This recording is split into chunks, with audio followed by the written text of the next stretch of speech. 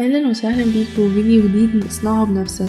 النهاردة هنعمل مع بعض فكرة بسيطة جدا نزين بيها ظهر الكشكول وكمان وش الكشكول بتاعنا بمناسبة الترم التاني. كل سنة وانتم طيبين. عملت قلب وفي وش الكشكول عملت ستيكرز كتير جدا.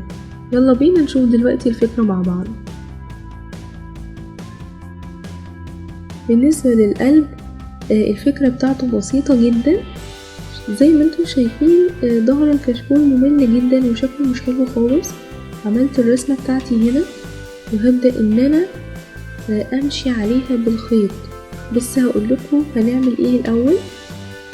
هبدأ ان انا اثبت الورقة باستخدام دبوس المكتب.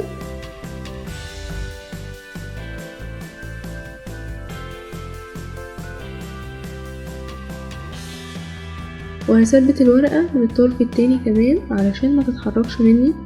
وبعدين هبدأ امشي على الاكسات اللي انا عملتها باستخدام الابرة. بستخدم ابرة رفيعة وابرة سميكة. الابرة الرفيعة علشان اعلم بيها، والابرة السميكة علشان ابدأ افرغ النقط اللي انا عملتها على الشكل. وطبعا هستخدم خيط باللون اللي انتوا بتحبوه، ويفضل يكون خيط سميك علشان يبان. كل اللي انا هعمله دلوقتي اني هعلم على طرف الاكس على الاربع اطراف بتوعها بالابرة، بحيث العلامة توصل للجزء الكرتون او الغلاف بتاع الكشكول او الكتاب اللي احنا عاوزين نزينه. شايفين النقطة؟ هحاول ان انا اوضحها اكتر.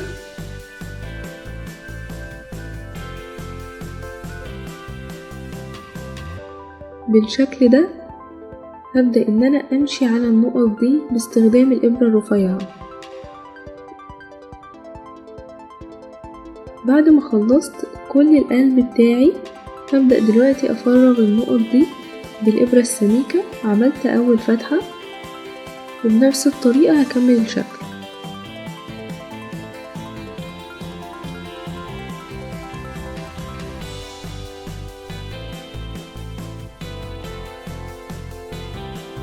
هكمل الشكل بتاعي كله. وبعد ما خلصت الشكل كله وفرغت كل النقط هبدأ دلوقتي ادخل الخيط بتاعي في الشكل. بعد ما حطيت الخيط في الابرة هبدأ دلوقتي ادخل هنا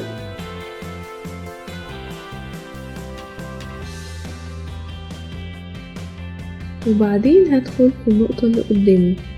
هسيب جزء من الخيط علشان هلزقه في الاخر بالبلاستر. هدخل هنا في النقطة اللي قدام النقطة اللي انا دخلت فيها بحيث اعمل شكل الاكس. النقطتين هيكونوا كده بميل، وبعدين هوصل النقطتين التانيين ببعض بحيث يكونوا على تقاطع مع الخط الاولاني، كأنكم بالظبط بتخيطوا زرار. وبكده تكون اول اكس خلصت معانا. بنفس الفكرة هعمل بقية الاكسات اللي في الشكل.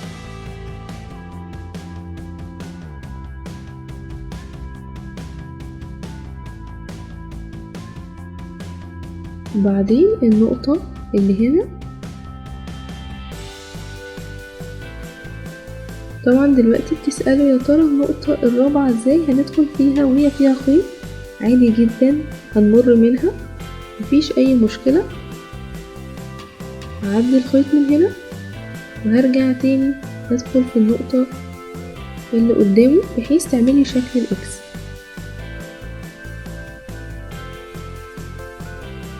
بنفس الفكرة همشي في كل الاشكال اللي عندي او في كل الاكسات اللي موجودة في شكل القلب لحد ما اخلص الشكل بتاعي.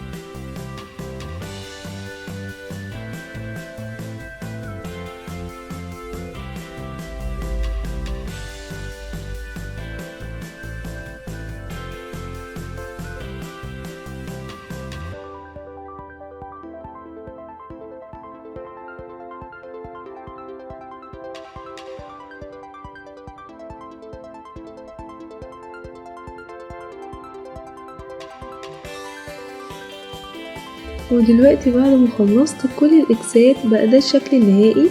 القلب بجد شكله جميل جدا، اتمنى ان انتوا كمان تكونوا معجبين بيه. دلوقتي ممكن ان انتوا تربطوا الطرف مع النهاية، بس انا مش حابة ان يكون في اي بروزات، فهبدأ ان انا الزقهم مع بعض باستخدام البلاستر. طبعا بالطريقة دي تقدروا ان انتوا تشيلوا الخيط في اي وقت وتبدأوا ان انتوا تغيروا لونه.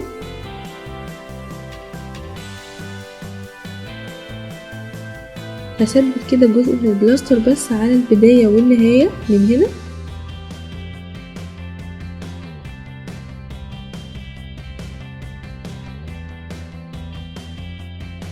طبعا ممكن كمان اللي انتوا زي ما قلتلكوا تربطوهم مع بعض او تلزقوهم بمسدس الشمع، او ممكن كمان تغطوا كل الشكل بالبلاستر او كل الصفحة من ورا بحيث ان الشكل ده ما يبقاش باين.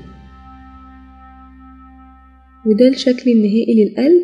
اتمنى ان انتوا تكونوا معجبين بالفكرة وتقدروا ان شاء الله تعملوها بنفسكم. ودلوقتي هنشوف وش الكراسة زينتها ازاي. شايفين برضو شكلها مش جميل خالص. جبت استيكرات كتيرة جدا فوق ما تتخيلوا، كل الاستيكرات اللي عندي هوريها لكم دلوقتي. استيكرات احصنة، وكمان عندي هنا اشكال كتيرة جدا. شايفين اشكال حيوانات، كمان موجود عندي هنا اشكال تانية من الاحصنة. عجباني برضو جدا الغزالة والريشة. عندي كمان هنا سكتش مليان استيكرات صغيرة، وفي هنا استيكرات برضو بشخصيات كرتونية. وهبدأ دلوقتي اوزع الاستيكرات بتاعتي على وش الكراسة. بس اول حاجة هعملها هحط هنا الاستيكر الكبير دوت، وهبدأ اوزع عليه كل الاستيكرات التانية.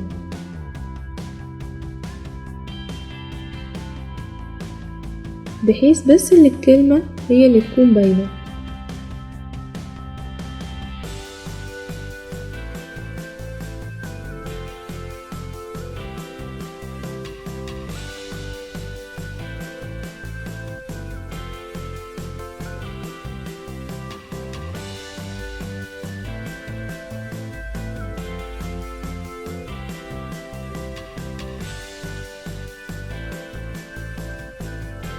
هثبتها تاني مفيش مشكلة.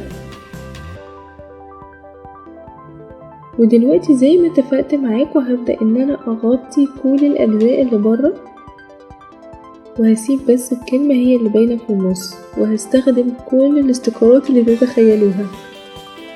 تابعوني علشان تشوفوا هزين كراستي ازاي.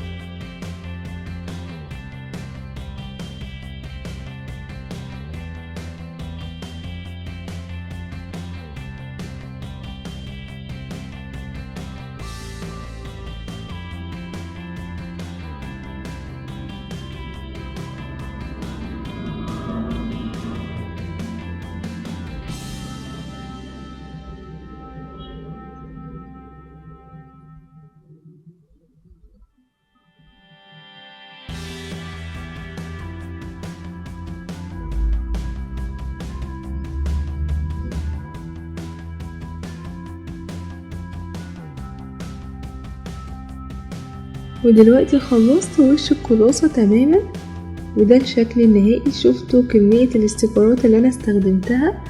طبعا كل واحد بقى يحط الاستيكرات اللي بتعبر عن شخصيته، بتعبر عن الحاجات اللي هو بيحبها. اتمنى ان الفكرة تكون جميلة، تقدروا ان انتوا تعملوها علشان تجددوا بيها الكشكول بتاعكم، هتدي بجد جو حلو قوي. متنسوش طبعا لايك وشير، كمان سبسكرايب للقناة، وتابعوني في الفيديوهات اللي جاية. باي باي.